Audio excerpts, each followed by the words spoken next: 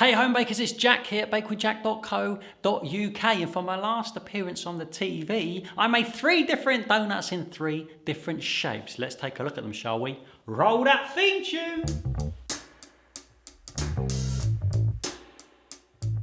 Hello to you and welcome back to the Bake with Jack YouTube channel where I make videos to help you make bread. And donuts are so versatile in terms of flavours, fillings, toppings, creams, custards, fruit compote, glazes, icings, frostings, meringue, ice cream.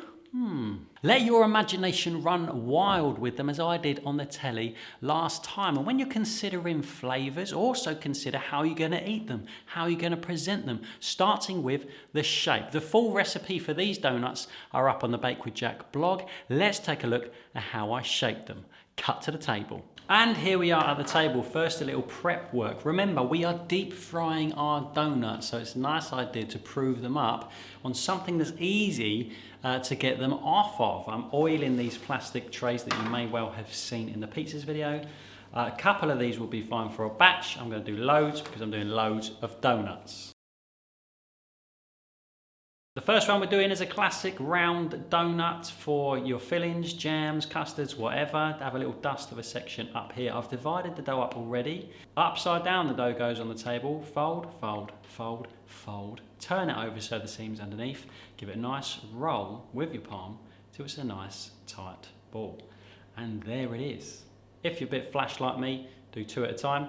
Do them all and line them up on the flour because we're not quite finished with them yet to transfer them to the tray. Next, what I like to do is have a little dust and get myself a rolling pin, and each one I'm just going to roll just gently from that spherical shape into a disc, thusly.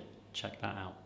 There's 2 reasons I do this. One is because a spherical donut going into the oil has got further for the heat to travel from the outside to the middle than one that is a disc. And so you're kind of at risk of getting a doughy, undercooked inside or browning the edge too much while you're trying to cook it to the middle. Secondly, if you put a ball into the fryer, you might find that it rolls around on top of the oil a little bit and it's difficult to turn it over to cook both sides. If you've got a disc like this, it's got 2 definite sides so you can flip it over comfortably and it will stay where you wanted it to be. Do these 2 at a time as well if you're fancy like me, or even 3 at a time if you really want to show off. Get them on your tray, brush the tops with oil just to stop them from drying out. You can cover them with another upturned tray if you have enough, and if you don't like me because I'm using them all. A couple of slices of cling film loosely draped over the top will do the trick and the oil will stop it from sticking. Next up, the finger donut for slicing down the middle and filling hot dog style. I've pre-rolled these into balls exactly the same as the round donut. A minute ago, I'm going to take one, turn upside down, pat it down slightly and roll it up like a Swiss roll. Then with my palms, I'm going to roll it longer, get myself a ruler out because I like to get them all exactly the same. The first one is my tester. I'll do one to see what size I'm aiming for and then we can do the rest. This time around, I'm going to do the Swiss roll technique on all of them first. That way they'll have a little chance to relax by the time I roll it out with my palm. If I do them all Swiss roll style, start with the one that I did the first. That will have maximum time to relax and it'll be easier for me to roll out long with minimum resistance. Line them all up on your oiled trays, give a light brushing of oil on the top and cover them all up, ready for the puff. Next. Ring donuts are slightly different. I'm going to start with the whole dough this time and dust it up underneath and on top. Start by pushing it out with your fingertips like this. Grab yourself a rolling pin and roll it out into a nice circle. Measurements are all on the actual recipe you'll find on the blog. Get yourself a metal ruler like this. These are so helpful to have.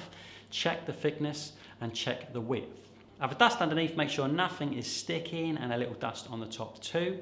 Get yourself a couple of rings, one to cut the donut and one to cut the middle, and use it to mark out your donuts on the top to make sure you get enough out of it. I'm shooting for 8 on the first roll and 2 on the second roll, giving me 10 in total.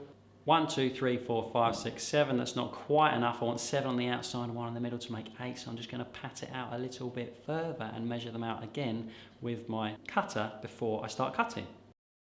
Give a generous dust on top and start cutting them out. Push the big ring down first, leave it there, and then take the middle one and take the middle out. This is the easiest way I find of doing it. Let's get them out and I'll show you.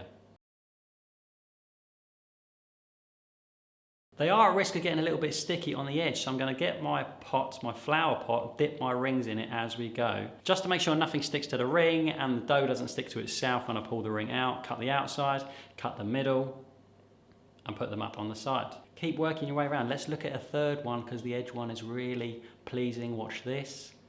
Cut it. Slide it out. Oh yeah. And take that middle out. It's nice, isn't it?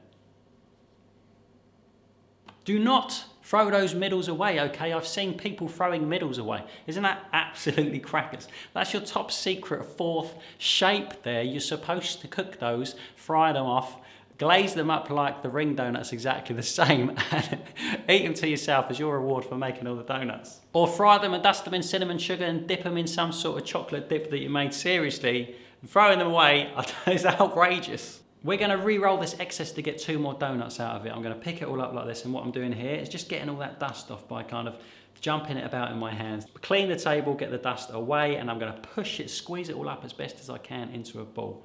We can't roll this out straight away because it'll be too tight. We just made it into a tight ball. So I'm going to rest it here just for a couple of minutes under an upturned bowl, tray up all of my donuts and holes, and then when I come back to it, it will be relaxed enough to be able to roll out of my rolling pin. Brush them all with oil and put them to one side. And with this piece, I'm going to dust it up nicely, push it out flat, get my rolling pin out again. And I'm going to roll it long into an oval to get 2 more donuts and 2 more holes out of it. Cut them with the dusted cutter exactly the same as before. Take that middle out and stick them on your tray. This last piece we could ball up again, but that's a bit too much for me. So all I'm going to do is just cut it up into pieces. I use those bits to test my fryer oil temperature, make sure it's all cool. And I also use them to dust in cinnamon sugar and eat while I'm frying the rest of the donuts. Tray them up with the rest. Don't forget to oil those last 2. Cover them up and you're good to wait for the final proof before you fry. And there it is. 3 donuts, 3 donut shapes and a bonus donut hole for you to eat when nobody's looking. I hope you got some value here. If you thought this video was too long or you didn't like my hair today, be sure to comment underneath. There are brand new things coming to the Bake with Jack online shop that I think you might like very soon. Keep your eyes peeled at bakewithjack.co.uk/shop. Click subscribe if you want to stick around. Click like if you like this video. It probably helps me more than you know. And thanks for simply being here. See you very soon. Bye-bye.